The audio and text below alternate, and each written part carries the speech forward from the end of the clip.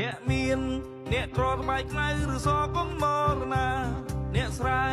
អ្នកផ្សារទៅណាមកណាក៏ចង់ល្អឲ្យតែជាមនុស្សមួតខ្លួនដើរចិត្តស្មោះសរខ្លាចអ្វីនាងក្រអ្នកមានមិនចង់រំអានអ្នកមានមន្ត្រីមិនសូវនិយាយគ្មានពេកគ្រប់គ្រាន់ស្រីក្មេងដេញជន់ផ្លេចឆ្នាំបវ័នក៏មរណាស្រីសម័យឥឡូវជ្រៀងពេកចូលចិនតាសូមប្រាំចុងណាអង្គការកំពុងបារម្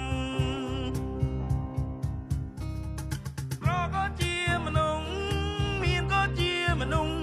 ពិការក៏ជាមនុស្សរូបក្រំក៏ជាមនុស្សបើមិនប្រយ័ត្នទេ